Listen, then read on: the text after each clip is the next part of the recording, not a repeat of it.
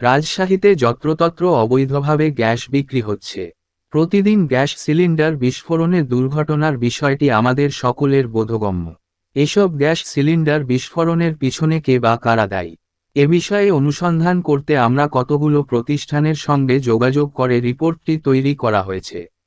Gas cylinder বিক্রির মধ্যে oxygen, acetylene, propane এবং নাইট্রোজেনের মতো সংকুচিত গ্যাসযুক্ত সিলিন্ডার বিতরণ এবং বিক্রি জড়িত। এই সিলিন্ডারগুলি ঢালাই, শিল্প উৎপাদন, স্বাস্থ্যসেবা এবং পরীক্ষাগার সেটিংস সহ বিভিন্ন শিল্প এবং অ্যাপ্লিকেশনগুলিতে ব্যবহৃত হয়। গ্যাস সিলিন্ডার পরিচালনা এবং সংরক্ষণ করার সময় নিরাপত্তা অত্যন্ত গুরুত্বপূর্ণ। দুর্ঘটনা এবং আঘাত রোধ করতে সিলিন্ডারের সঠিক হ্যান্ডলিং, স্টোরেজ এবং পরিবহন অত্যন্ত গুরুত্বপূর্ণ। গ্যাস সিলিন্ডারের নিরাপদ ব্যবহার নিশ্চিত করতে গ্যাস সিলিন্ডার প্রস্তুতকারক এবং নিয়ন্ত্রক কর্তৃপক্ষ কর্তৃক প্রদত্ত নিরাপত্তা নির্দেশিকা অনুসরণ করা অপরিহার্য। গ্যাস সিলিন্ডার সম্পর্কিত বিস্ফোরণ ঘটতে পারে ভুল ব্যবস্থাপনা, অপব্যবহার বা সিলিন্ডারের অনুপযুক্ত সংরক্ষণের কারণে।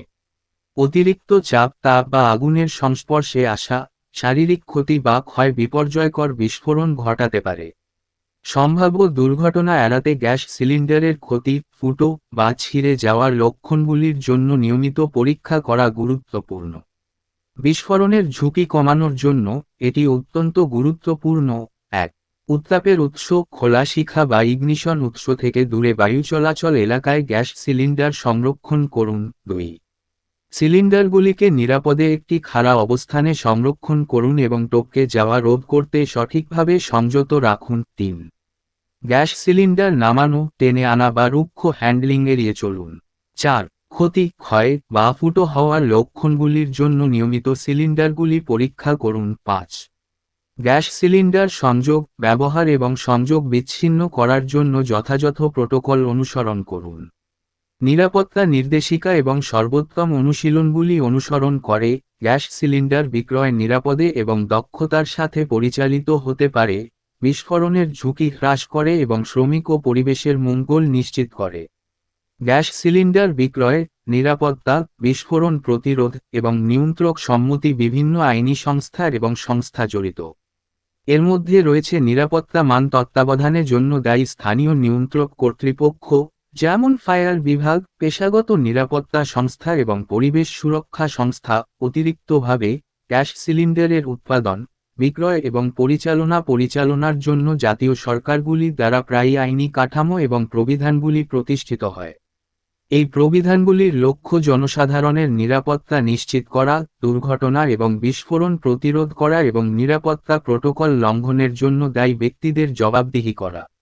উপরন্তু, শিল্প নির্দিষ্ট সংস্থা এবং অ্যাসোসিয়েশনগুলি মান নির্ধারণ এবং গ্যাস সিলিন্ডার বিক্রয় এবং নিরাপত্তার জন্য সর্বোত্তম অনুশীলনের প্রচারে ভূমিকা পালন করতে পারে। তাহলে আজকে আমরা জানব এই আইন প্রয়োগকারী সংস্থাগুলো তাদের কি ভূমিকা পালন করে। যেমন ফায়ার বিভাগ, পেশাগত নিরাপত্তা সংস্থা, বিস্ফোরক কর্তৃপক্ষ এবং পরিবেশ সুরক্ষা সংস্থা। এই সব অবৈধ ট্রেড লাইসেন্সবিহীন দোকানে কিভাবে গ্যাস কোম্পানিগুলো তাদের গ্যাস সিলিন্ডার সরবরাহ করে। গ্যাস সিলিন্ডার বিস্ফোরণের ক্ষেত্রে গ্যাস কোম্পানিগুলো কি তাদের দায়িত্ব এড়িয়ে যেতে পারে। ট্রেড লাইসেন্সের ব্যাপারে সিটি কর্পোরেশন কি ভূমিকা আছে। প্রশ্ন করা হয়েছিল ফায়ার বিভাগ কর্তৃপক্ষের কাছে, যত্রতত্র গ্যাস বিক্রির ক্ষেত্রে আপনাদের কি ভূমিকা রাখা উচিত। সুকৌশলে তারা প্রশ্নটি এড়িয়ে যান। কর্তৃপক্ষ বলেন, আগে ব্যাপারটি জানতাম না, বর্তমানে জানলাম, আমরা পরবর্তীতে ব্যবস্থা নেব। বিস্ফোরক পরিদপ্তরের সহকারী পরিদর্শক মোহাম্মদ ইশরাক উদ্দিন বলেন, এমনিতে আমাদের লোকবল অনেক কম।